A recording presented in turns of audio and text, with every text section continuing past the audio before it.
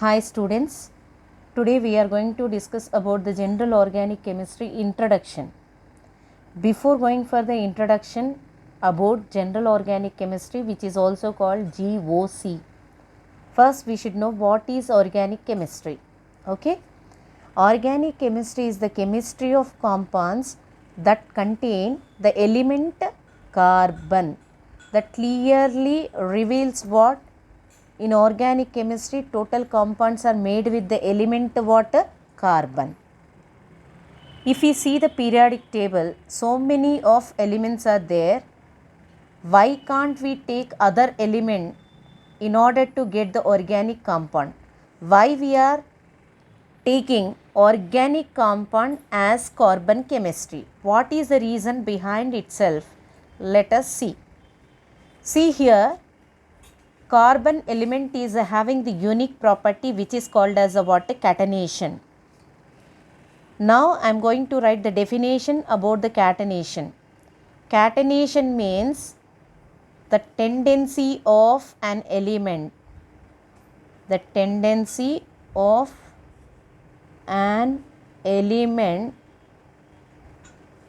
forms chains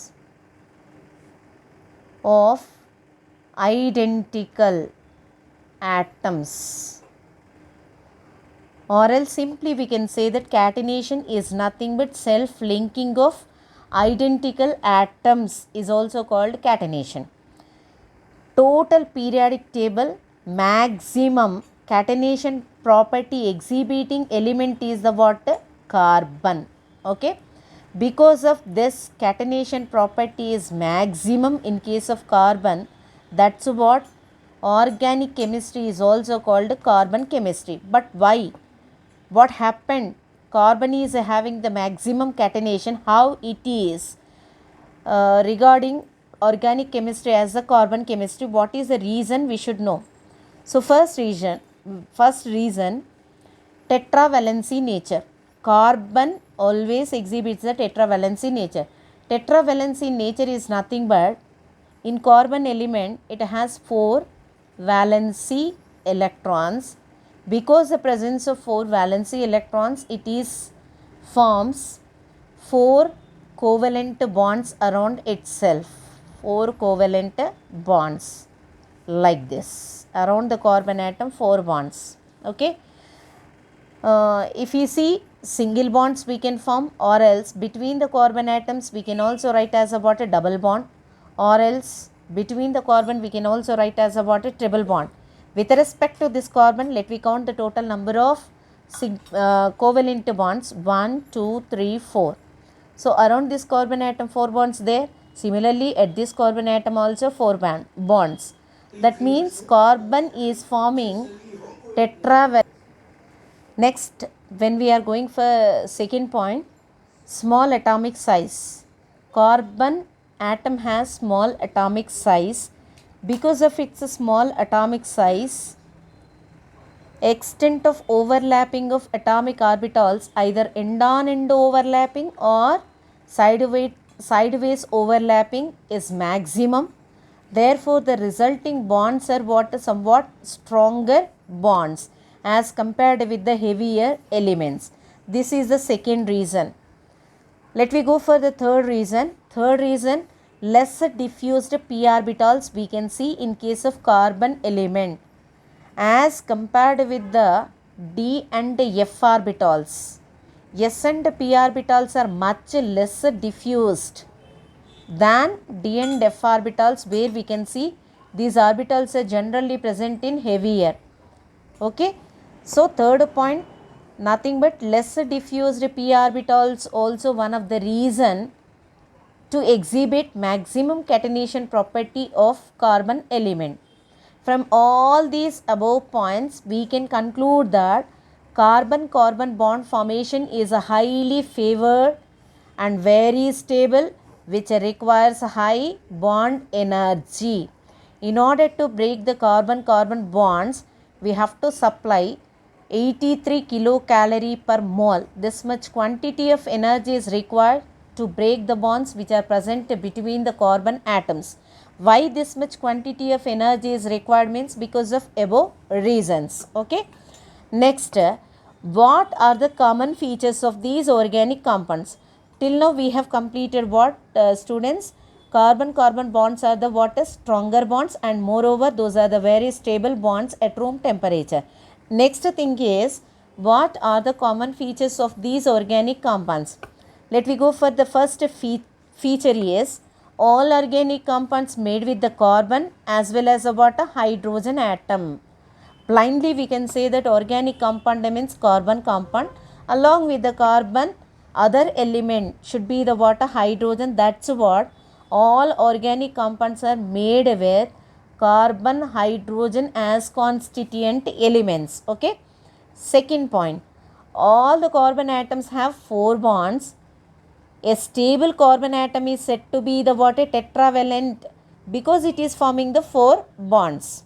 Next one, third one, other elements may also be present, means in the given organic compound along with the carbon and hydrogen, other elements or other atoms are also present. Those atoms are called it as heteroatoms. Here the heteroatoms are like nitrogen, oxygen, sulfur, phosphorus, and in few cases we can also see the halogens. Okay. Fourth point, but it is not the least point, some compounds have chains as well as the water rings. If you see the organic compound, all are having the chain like compounds as well as the rings. They are also able to form the ring like structures. Because of all these reasons, not only these reasons, we can also say that one more important property, carbon can also form about multiple bonds. Here carbon is forming multiple bonds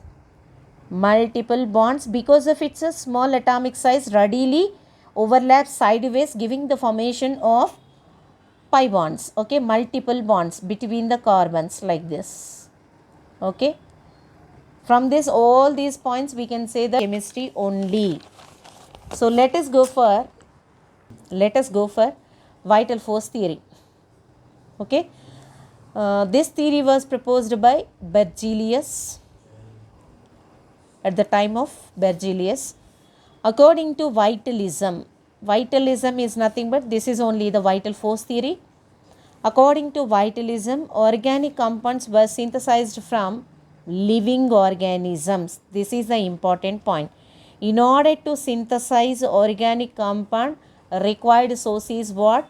Living organisms, according to the vital force theory at the time of Berzelius. Later, Wohler, the scientist's name was Wohler, he synthesized first organic compound, that is about urea, in laboratory by heating ammonium cyanate, which is a inorganic compound. Okay, ammonium cyanate formula here the students, NH4 plus CNO minus.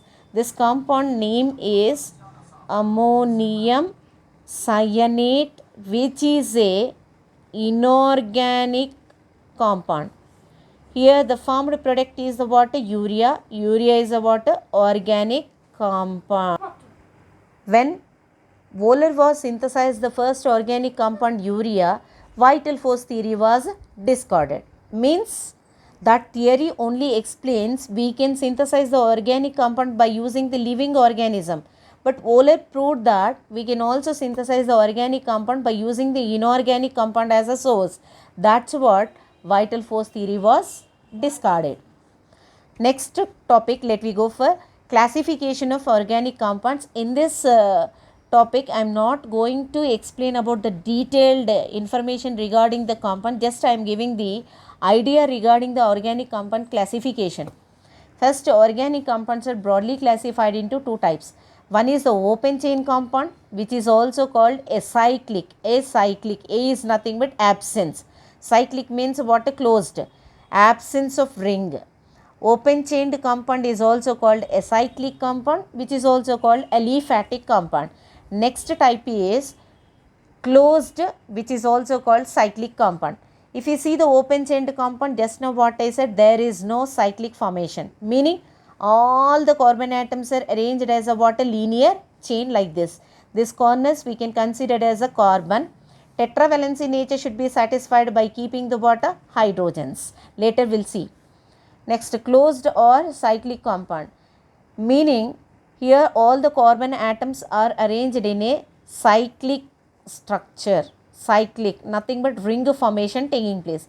Examples, these are the best examples. Under the closed or cyclic compound, there is no open chain. All the carbon atoms are completely closed.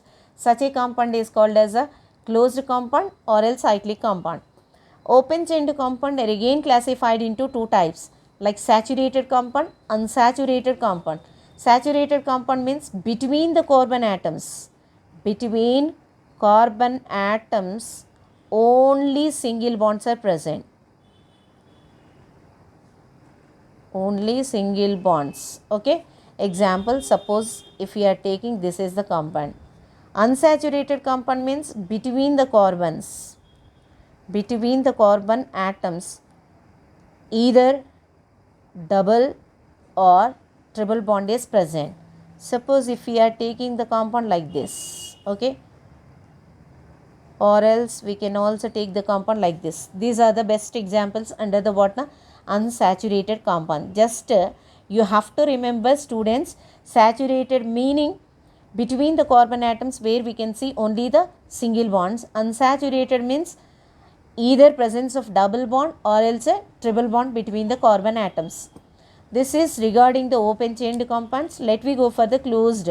Closed compounds are again classified into two types, homocyclic compound, heterocyclic compound. Homo means what? The same. If total ring is made with the similar type of atoms, then it is said to be the homocyclic compound. If you see, this is the example. Total ring is made with the carbon atoms. That's what, this is the best example under the homocyclic compound. Its name is cyclopentane. Later we'll see the IUPAC nomenclature. Heterocyclic compound. Hetero means a different. Hetero meaning what, students? Here it is different. What is different means generally ring totally made with the carbon atoms. Along with the carbon, any heteroatom is present, then the particular compound is called as a heterocyclic compound. I'll give an example. Here the example is, suppose this is the compound, along with the carbon there should be the water, nitrogen is there. Nitrogen, as I said, heteroatom, that's what the resulting compound is called heterocyclic compound. Its name is pyrrole. There should be the double bond. Okay, its name is pyrrole. Suppose if we are taking, its name is furan, where we can see the heteroatom like oxygen. All these are the examples under the heterocyclic compound. Now, homocyclic compound further divided into two types, alicyclic compound, aromatic compound. Later we'll see the alicyclic compound. Aromatic compound is rather important than the alicyclic compound.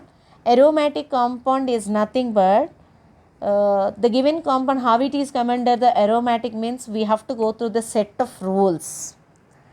But here I am not going to explain about the set of rules, just I am indicating aromatic compounds are again divided into two types, benzenoid aromatic compound, non-benzenoid aromatic compound.